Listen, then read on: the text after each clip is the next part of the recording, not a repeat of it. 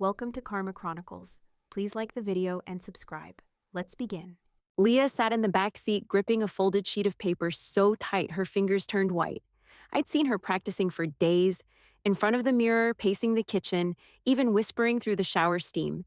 She'd written the whole speech herself, all 14 years of her pouring out onto those pages like it finally meant something. She wanted to be part of the night. She thought maybe this time they'd let her be. My name's Fiona. I'm 38. I live just outside Indianapolis, and this story starts in a hotel ballroom that smelled like shrimp cocktails and expensive denial. We walked into the party right as the band was warming up. Round tables with gold cloths, fake roses in glass vases, a podium dead center up front.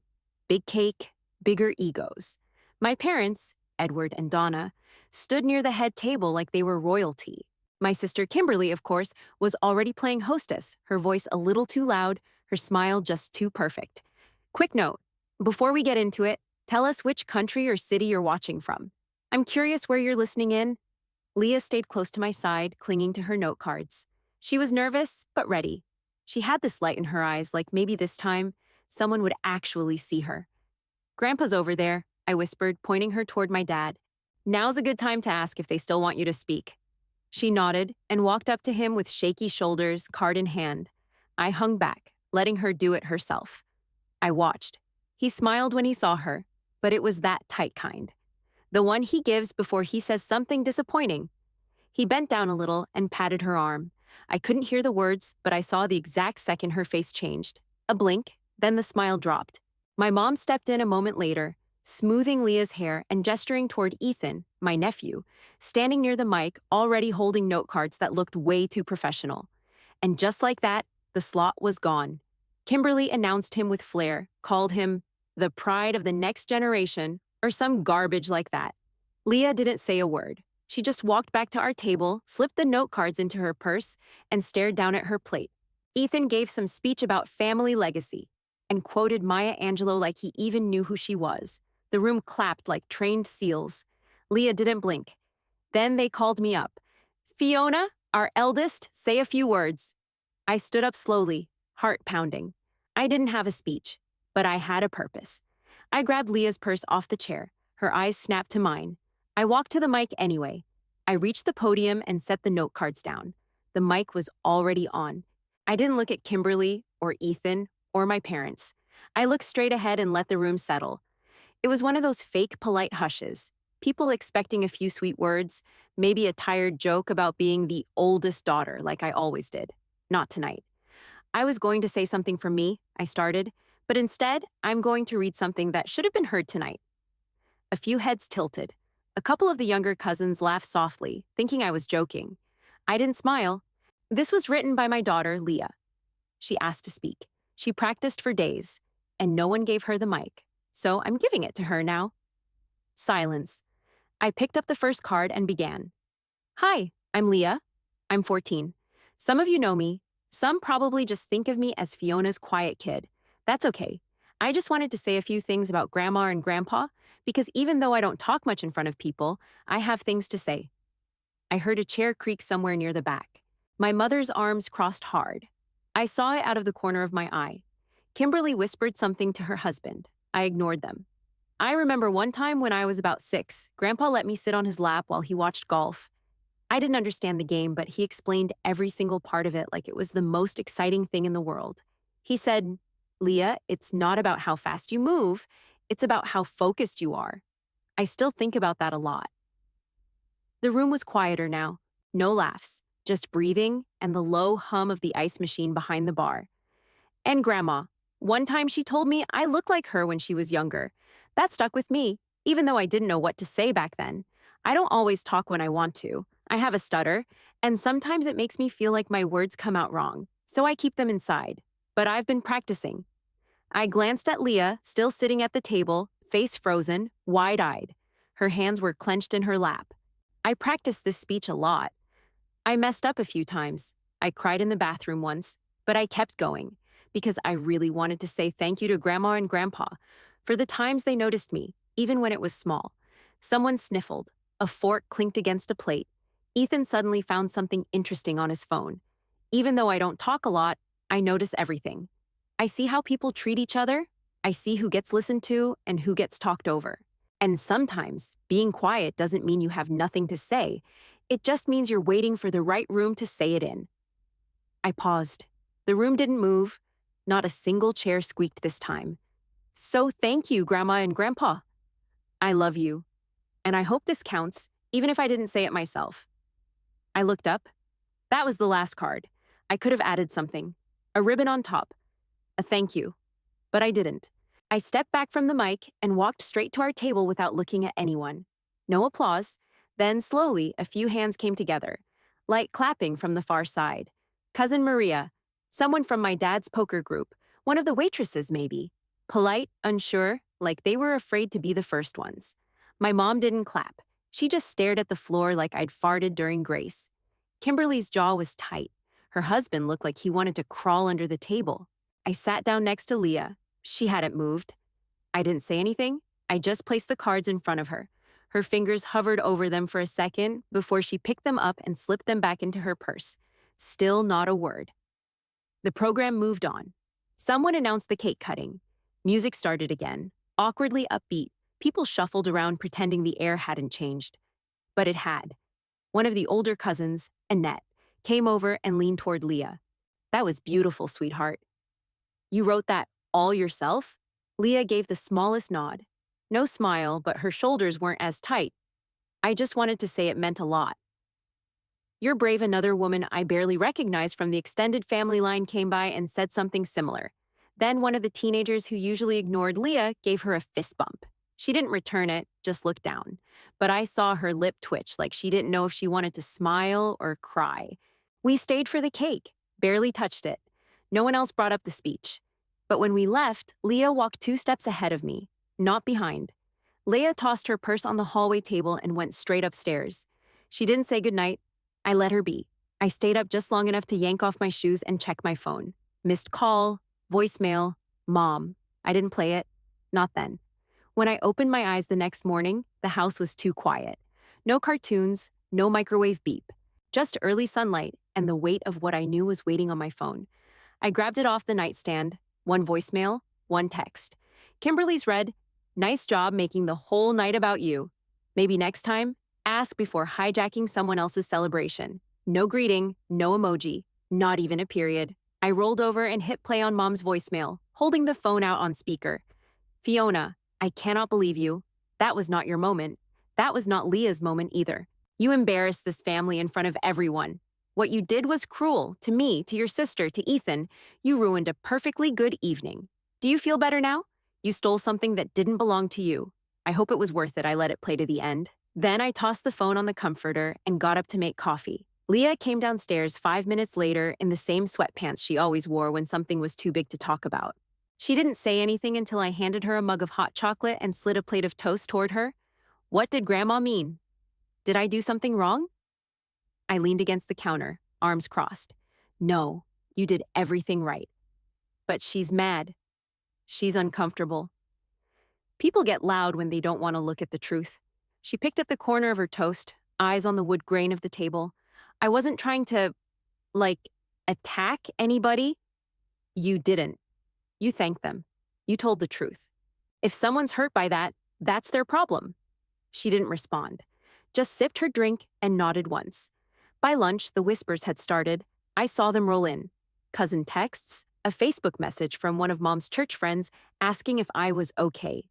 A screenshot from Maria, a group chat where someone called me dramatic and said I'd weaponized a child for attention. I didn't reply, didn't post, didn't argue. I vacuumed the stairs, folded laundry, took out the trash like it was any Sunday. Kimberly's name popped up again on my lock screen around 4 p.m. Ignored it. Let her stew. Mom didn't call again. Not that day. By dinner time, Leah was curled up on the couch, knees to her chest, half watching something on Netflix. I sat next to her, close enough that our arms touched. She didn't look at me, but I felt her relax. "Is this how our family is?" she asked softly. "Like, all the time?" I paused. "Yeah, pretty much." She blinked slow, then nodded like she was filing it away. No tears, no drama, just her trying to fit the pieces together. I let her, and for once, I didn't explain anything. I didn't make it easier because she didn't need easier. She just needed the truth. Leah fell asleep halfway through the second episode. Her head rested against my arm like it used to when she was 6. I sat there with the remote in my hand, not moving. I didn't need the TV on, my head was already full. I kept thinking about her sitting at that table, holding onto those note cards like they were her spine. And I kept thinking about that moment her face changed, when she realized they'd never planned on giving her the mic.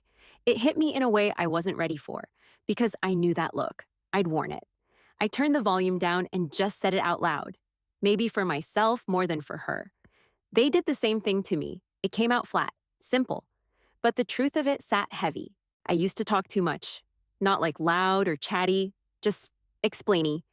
Long answers, too many details. I'd get cut off mid-sentence or corrected before I finished. My dad would sigh. My mom would put a hand on my arm and say, "Just get to the point, Fiona." I'd flush and shut up. Kimberly never had that problem. She'd waltz into a room and make it hers. Say something outrageous and they'd call her confident. She'd lie about winning a school award and they'd laugh like it was clever. If I said the same thing, I was dramatic or difficult. At some point, I got the hint. I became the helper, the one who knew where the extra chairs were, who remembered the cousin's birthday, who cleaned up after dinner while Kimberly worked the room. I told myself they didn't mean anything by it, that maybe I just wasn't built for the spotlight like she was, that maybe it was easier for them to hear her than to listen to me stumble through the words I wanted. And God, I used to stumble.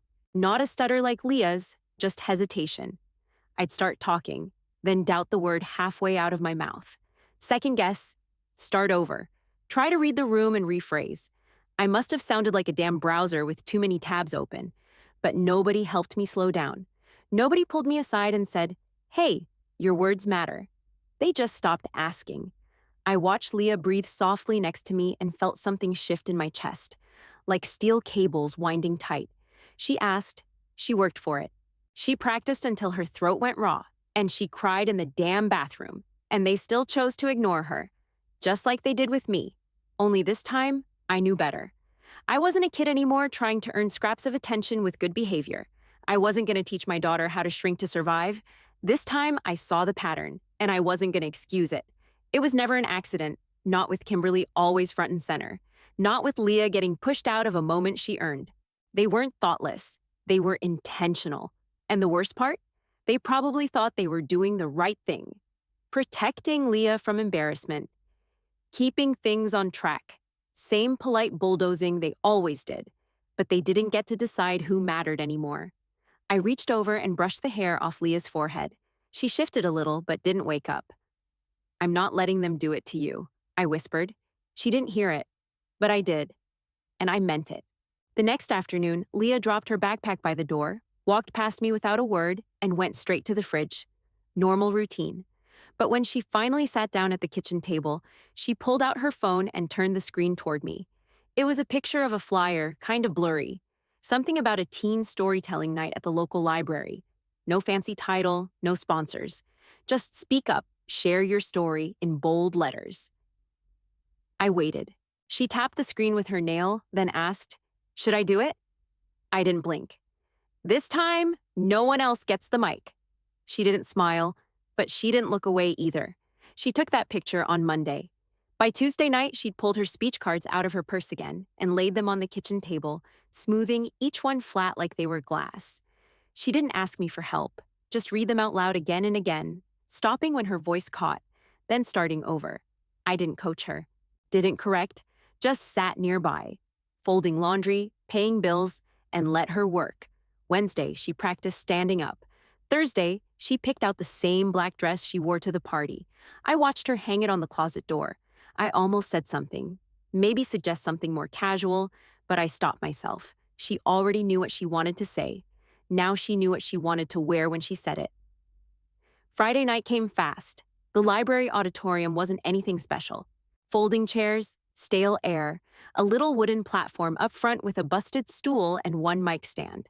No stage lights, no photographers. Just a few dozen people, parents, teachers, bored teenagers with phones out. The kind of crowd that could either be kind or brutal, depending on the secondhand embarrassment level. Leah sat 2 rows from the front with her hands folded in her lap, calm but not relaxed, like her body was sitting still, but her brain was pacing. She wore the same small gold clip in her hair, the one my mom gave her a year ago.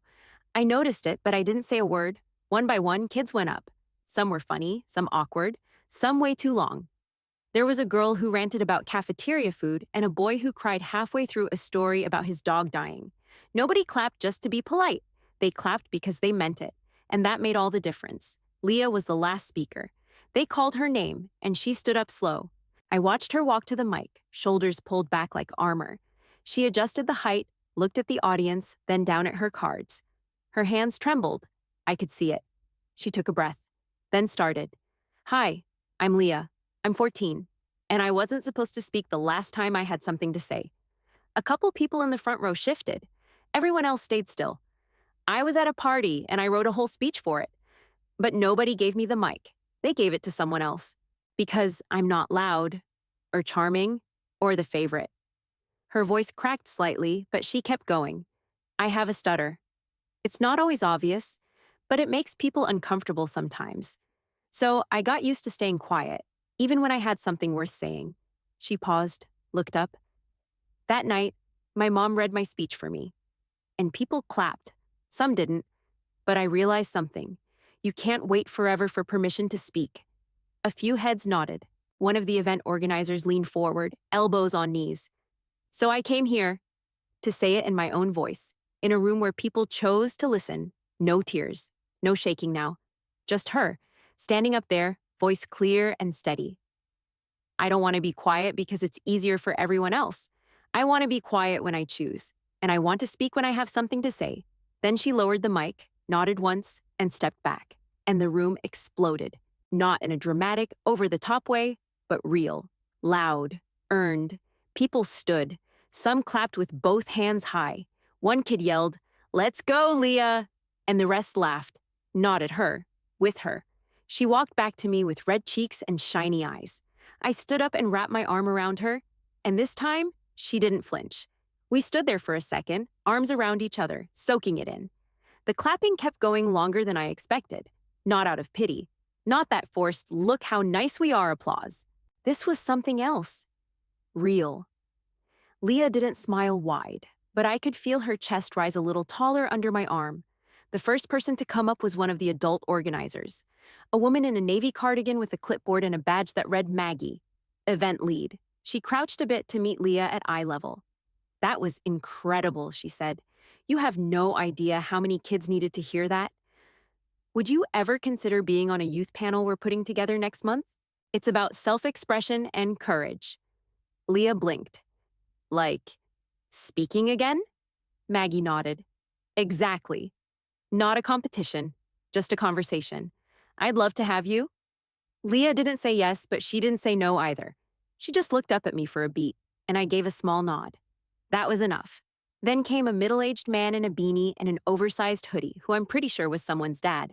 He didn't say much, just clapped her on the shoulder like she was a teammate who'd scored a game-winning goal.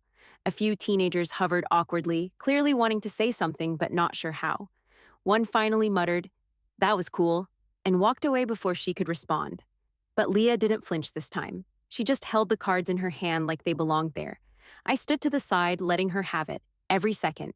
We left without drama. No balloons, no awards. Just us, walking out into the parking lot under crappy yellow lights, the air damp and a little cold. The car ride was quiet at first. I didn't turn on the radio. She stared out the window, then she spoke. I didn't know it could feel like that. I looked over. Her face was calm, but her voice was shaky. Like what? Being heard. My hands tightened on the wheel. I didn't cry, but it hit me like a punch in the throat. Back home, she went straight to her room. Not tired, just done. Like her body had finally caught up to everything her brain had carried all week. I stayed downstairs and checked my phone. 3 new texts. The first was from Maria, my cousin, the only one who clapped at the party without needing permission. She did it. You should be proud. The second was a Facebook link. I clicked it. There she was. Leah on that little stage in the library, black dress, gold clip, speaking into a mic that finally belonged to her. Maria must have recorded it. Just under 4 minutes long, posted an hour ago. At that point, it had maybe 20 likes, a couple comments, nothing dramatic. By the next morning, it had over 200 shares. I didn't post it. I didn't tag anyone, but it didn't matter. It found its way. Someone from Kimberly's circle must have seen it, because that afternoon, I got a message from a second cousin I hadn't spoken to in years. Wait, wasn't this the speech she tried to give at the anniversary party? The question wasn't rude, but it carried weight. The ones who knew, knew. Family discomfort showed up quick, whispery, not loud, not direct. That's not their style. But the signs were there. 2 aunts unfollowed me. One uncle left a passive-aggressive comment under a recipe I shared 2 days later. Some people just love attention. No one messaged Leah. They wouldn't dare. She spent the next few nights rereading her note cards before bed like they were bedtime stories. Not rehearsing, just remembering. I didn't interfere, didn't prep her for the backlash. She wasn't stupid. She'd already felt what it was like to be dismissed.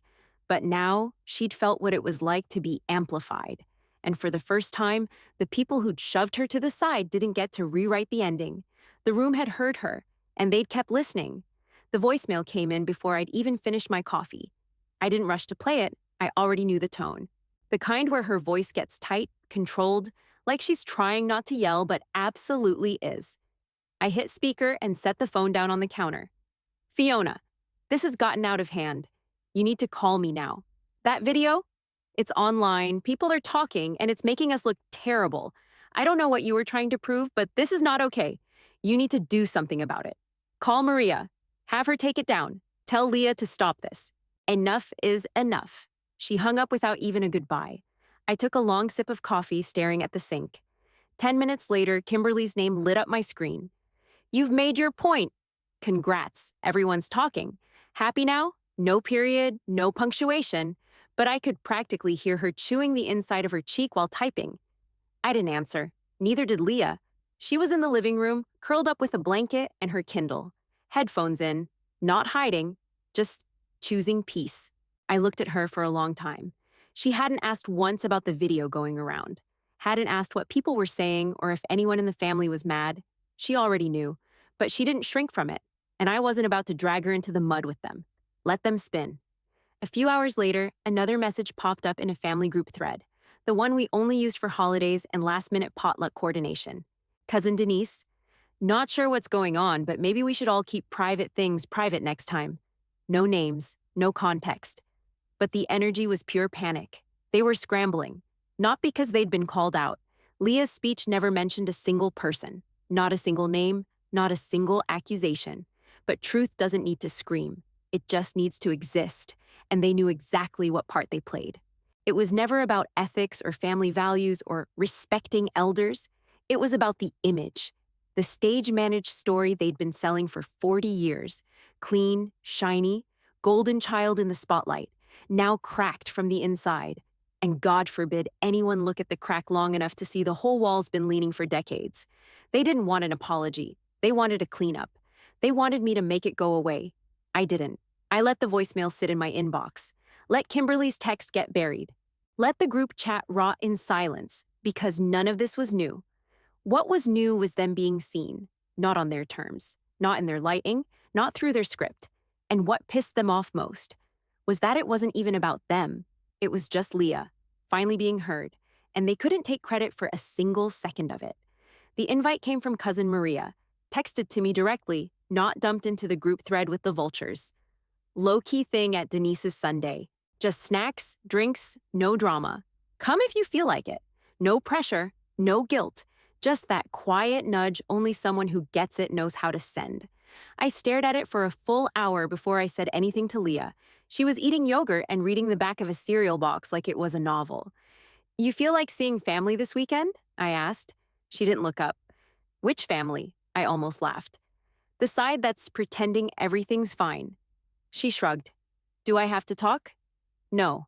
But you can? She paused. Will Grandma be there? Probably. Another beat. Then she nodded. I'll go. Sunday afternoon hit, and I still wasn't sure if I'd made the right call. I wore jeans and a dark sweater. Neutral, forgettable. The opposite of the Fiona they expected. Leah came downstairs in the same dress from the library and the party. No cardigan, no jewelry, just her. Again. We drove in silence. When we pulled up to Denise's house, there were already cars out front. Familiar ones. My stomach tightened. Leah grabbed her purse and got out first. Inside, it was exactly what Maria promised. Chips, wine, folding chairs. Half the women wore yoga pants, half the men hovered near the patio like they were waiting for a sports game to break out. No speeches, no schedule. Just noise and tension pretending to be casual. The second we walked in, the room shifted. Not in a dramatic way, just that half-second pause. Heads turned, then turned back too fast.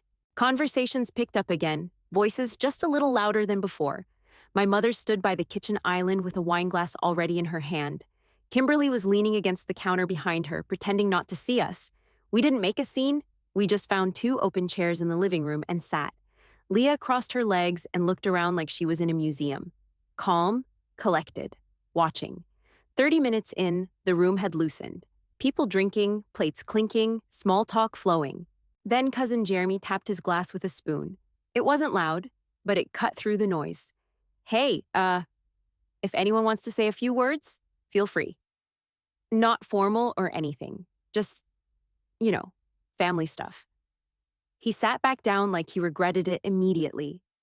The silence afterward stretched thin, and then eyes started drifting. Not to me, to Leah. No one stopped her. She didn't even glance at me for approval.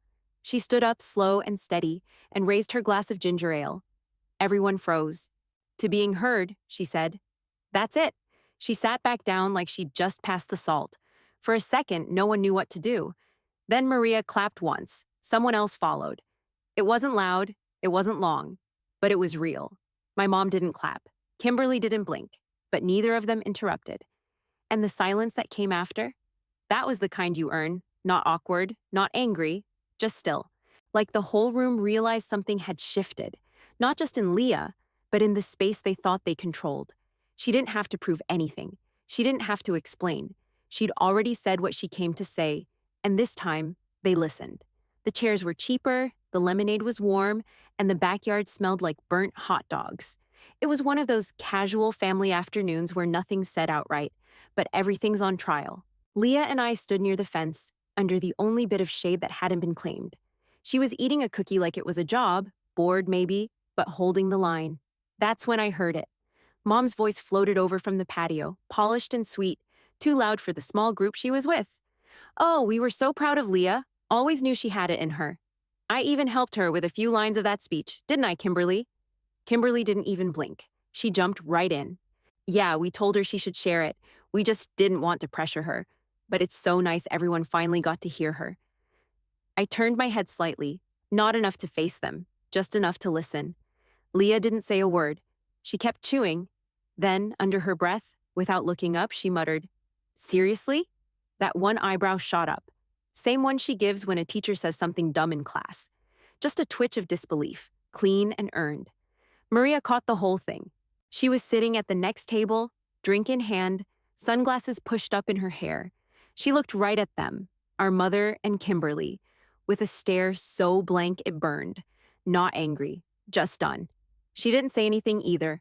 I leaned toward Leah just a little. They're not talking to people, I said. They're talking to their image. Leah swallowed her last bite. That's messed up. It is. She didn't push it further. Just stood there, watching the way our mom laughed a little too loud, and Kimberly waved her hand like she'd been the mastermind behind some emotional breakthrough. Leah wasn't mad, not exactly. She just saw it now, for what it was, and she didn't correct them. Neither did I. We didn't need to, because the truth already had legs, real ones. Not the kind you build in the kitchen after a bottle of wine, but the kind that carry themselves through small rooms and big silences. Everyone who mattered had already heard it, and nobody clapped for them.